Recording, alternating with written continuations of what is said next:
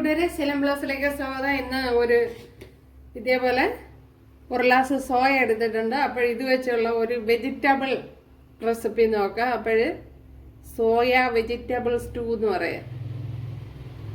അപ്പോൾ വീഡിയോയിലേക്ക് വാ. കുക്കറിലാണ് വേവിക്കുന്നത്. അപ്പോൾ വെള്ളത്തിൽ കുതിർത്തെടുത്ത സോയ ചങ്ക്സ് ചേർത്ത് കൊടുക്കുക. ഞാനിപ്പോൾ എൻ്റെ കയ്യിൽ ചെറുതാണ്. ഇപ്പോൾ വലുതുള്ളവർക്ക് അത് കട്ട് ചെയ്തെടുക്കാവുന്നതാണ്. ഏകദേശം ഒരു ഗ്ലാസ് വരും. പിന്നെ അതേപോലെ ബീൻസ്, പയർ, അപ്പോഴതും നിങ്ങൾക്ക് ആവശ്യത്തിന് എടുക്കുക. ക്യാരറ്റ്, അപ്പോൾ ക്യാരറ്റൊക്കെ ഇതേപോലെയാണ് കട്ട് ചെയ്തെടുത്തിട്ടുള്ളത്. അതേപോലെ തന്നെ കോളിഫ്ലവർ. ഇപ്പോൾ കോളിഫ്ലവർ ഞങ്ങൾക്ക് സെപ്പറേറ്റ് വെള്ളത്തിൽ വെച്ച് വേവിക്കണമെങ്കിൽ അങ്ങനെ ചെയ്യാം.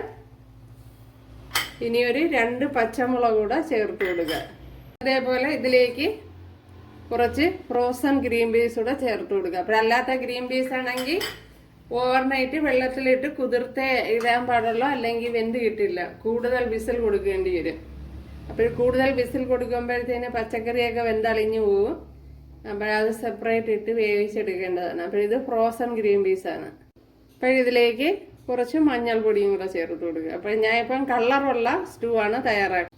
ഇതിലേക്ക് വേകുവാൻ ആവശ്യമായ വെള്ളം ചേർത്ത് കൊടുക്കുക.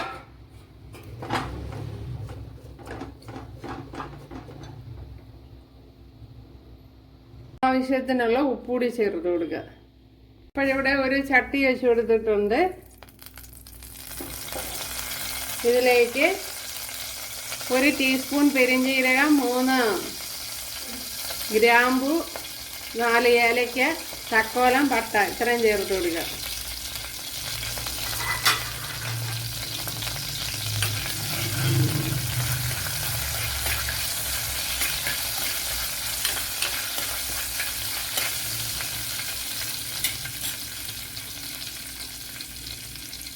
ഇതിലേക്ക് ഇനി സവാള കൂടി ചേർത്ത് കൊടുക്കുക. ഒരു മീഡിയം സൈസ് സവാളയാണ് എടുത്തിരിക്കുന്നത്.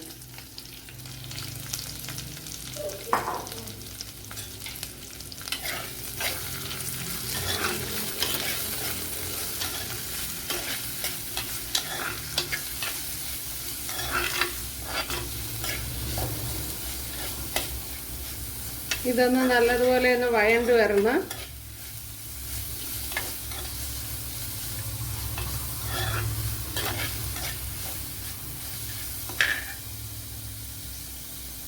ഇതിലേക്ക് 5-6 അല്ലി വെളുത്തുള്ളി, ഒരു ചെറിയ പീസ് ഇഞ്ചിയും കൂടെ ചേർത്ത് കൊടുത്തിട്ടുണ്ട്.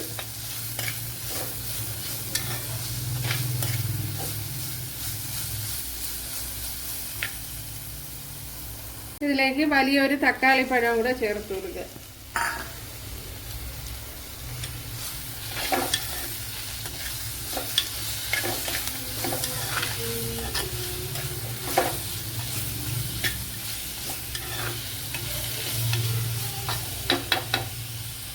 ഇതിലേക്ക് 1.5 ടേബിൾ സ്പൂൺ മല്ലിപ്പൊടി ചേർത്ത് കൊടുക്കുക.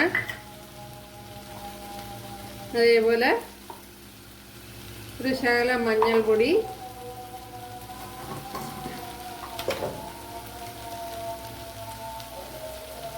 ഒരു ടീസ്പൂൺ മുളക് പൊടി, എരിവില്ലാത്ത മുളക് പൊടിയാണ് ചേർത്ത് കൊടുത്തത്.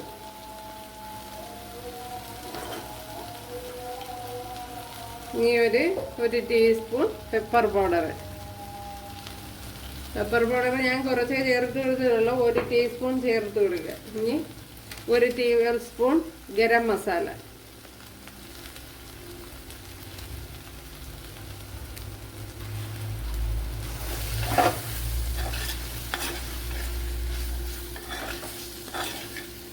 പിന്നെ ഇതിലാണെങ്കിൽ കാഷ്യൂനട്ട് ചേർത്ത് കൊടുക്കുക.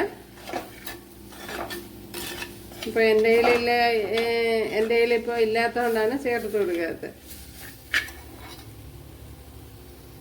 അപ്പോൾ ആ മസാലയെല്ലാം അരച്ച് എടുത്തിട്ടുണ്ട്. കണ്ടല്ലേ, തണുത്തതിന് ശേഷം മിക്സിയിലെ ജാറിൽ ചേർത്ത് കൊടുത്തതാണ്. നമ്മുടെ വെജിറ്റബിൾസ് എല്ലാം ഇവിടെ വെന്ത് വന്നിട്ടുണ്ട്. കണ്ടല്ലേ, മീഡിയം തീയിൽ 2 വിസിലാണ് കൊടുത്തത്. അപ്പോൾ നമ്മൾ സോയ ചങ്ക്സും എല്ലാം നല്ലതുപോലെ വെന്ത് വന്നിട്ടുണ്ട്.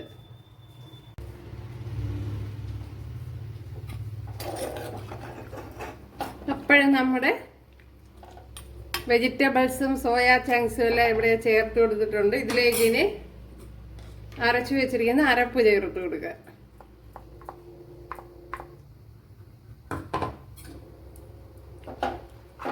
ഇപ്പം ഞാൻ നേരത്തെ പറഞ്ഞ പോലെ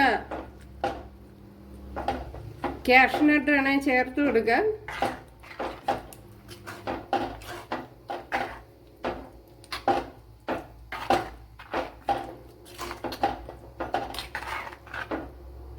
ഉണ്ടല്ലേ, ഒരു അടിപൊളി റെസിപ്പിയാണ്. അപ്പം ഇനി ഇതിൽ പരിപാടിയുണ്ട്. ഇപ്പോഴീ ജാറൂടെ കഴിയൊന്ന് ഒഴിച്ചു കൊടുക്കുക.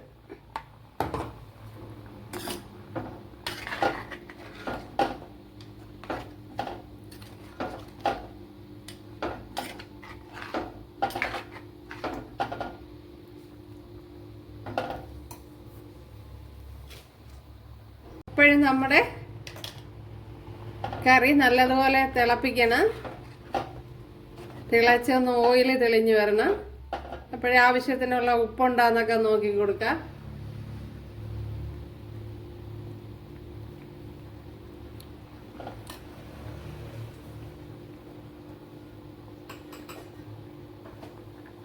അപ്പോൾ ഉപ്പ് ഒട്ടുമേ ഇല്ല, കുറച്ച് ഉപ്പ് ചേർത്ത് കൊടുക്കുക.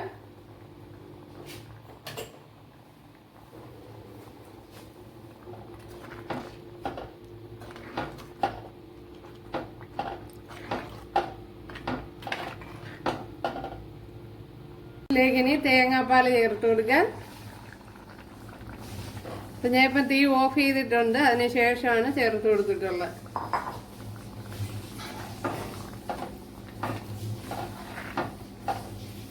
ഇതെല്ലാം നമ്മുടെ സൂപ്പർ കറിയാണ്. കാണുന്ന പോലെ തന്നെ നല്ല ടേസ്റ്റും ഉണ്ട്, ഹെൽത്തിയും ആയിട്ടുള്ളൊരു റെസിപ്പിയാണ്.